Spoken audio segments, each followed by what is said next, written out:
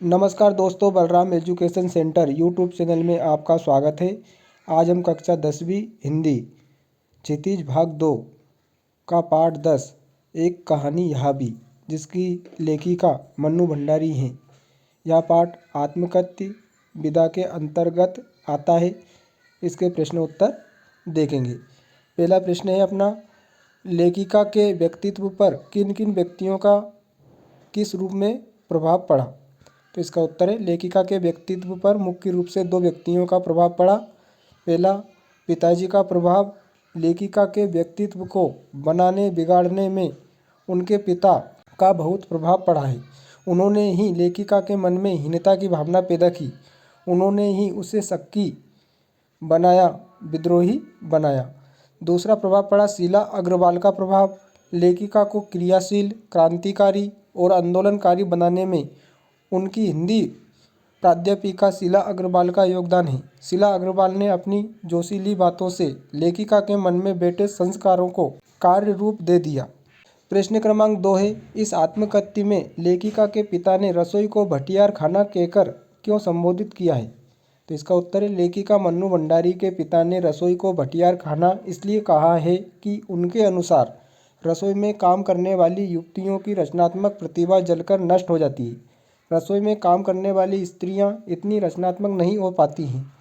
उनकी क्षमता खाना पकाने, सब्जी काटने या नए नए पकवान बनाने में ही चली जाती है।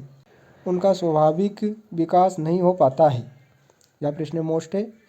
अगला प्रश्न है, वह कौन सी घटना थी जिसके बारे में सुनने पर लेखिका को ना अपनी आंखों पर विश्वास हो पाया और ना अपने कानों पर।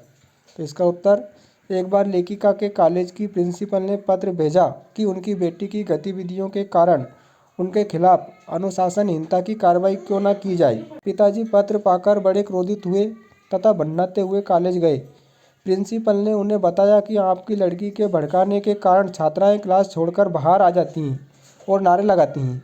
पिताजी ने उनसे कह दिया कि यह देश की ज़रूरत है, इसे रोकना संभव नहीं है। उनको इस बात का गर्व था कि उनकी बेटी का लड़कियों पर प्रभाव है और उनमें देशभक्ति का भाव है। पिताजी का यह रूप देखकर लेखिका को न अपनी आंखों पर विश्वास हो पाया, न अपने कानों पर। प्रश्न क्रमांक 6 है, लेखिका ने बचपन में अपने भाइयों के साथ गिल्ली डंडा तथा पतंग उड़ाने जैसे खेल भी खेले, किंतु लड़की होने के कारण उनका दायरा घर की चार दीवारी तक सीमित था।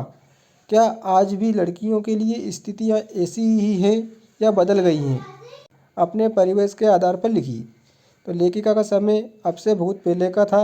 उनके बचपन में लड़कियों पर बाहर खेलने की बंदिश रही होगी, किंतु आज स्थितियां बदली हुई हैं। आज लड़कियों पर बाहर खेलने की कोई बंदिश नहीं है। आज तो लड़कियां अखाड़े में कुश्तियां लड़ती हैं। गांव, शहर या ज़िले में नहीं, वे देश के अतिरिक्त विदेशों में भी खेलों में भाग लेती हैं। आज वे ओलंपिक विजेता बन रही हैं। शूटिंग, कबड्डी, टेनिस, वॉलीबॉल, पहलवानी आदि सभी में उन्हें खुली छूट है। भाषा अध्ययन। प्रश्न क्रमांक 10 है, इस आत्मकथ्य में मुहावरों का प्रयोग करके लेखिका ने रचना को रोचक बनाया है। रेखांकित मुहावरों को ध्यान में रखकर कुछ और वाक्य बनाएं। कावाला है, इस बीच पिताजी के एक निहायत दकियानुसी मित्र ने घर आकर अच्छी तरह से पिताजी की लू उतारी। तो इसमें लू उतारना मुहावरे का प्रयोग किया गया है। गृह कार्य पूरा न करने के कारण अध्यापक ने भानु की खूब लू उतारी। इसी प्रकार खावाला है, वे तो आग लगाकर चले गए और पिताजी सारे दिन भभकते रहे। तो आग लगाकर चले जाना, इसमें मुहावरे का प्रयोग किया गया है। इसी प्रकार का वाक्य और बनाना है हमें, आग लगाकर रेखांकित शब्द जो कि मुहावरा है उससे। मोहन गोपाल के पिता से उसके विषय में सीधी बातें कर आग लगाकर चला गया। गावालाए, बस अब यही रह गया है कि लोग घर आकर थूथू करके चले जाएं। तो वाक्य बनाना है हमें थूथू करने से। राकेश ने चोरी करके बुरा काम किया, लोग उसके विषय में थूथू कर रहे थे। पत्र पढ़ते ही पिताजी आग बबूला, तो आग बबूला होना मुहावरे का प्रयोग किया गया है इसमें। अपने पुत्र को शराब पीता देखकर पिता आग बबूला हो गए। तो रेखांकित शब्द जो मुहावरे थे उनसे हमें एक वाक्य और बनाना था। तो इसमें 4 मुहावरे थे। लू उतारना मतलब गर्मी उतारना, आग लगाना मतलब क्रोध को बढ़ाना, तू करना मतलब घृणा करना, और आग बबूला होना मतलब क्रोधित होना।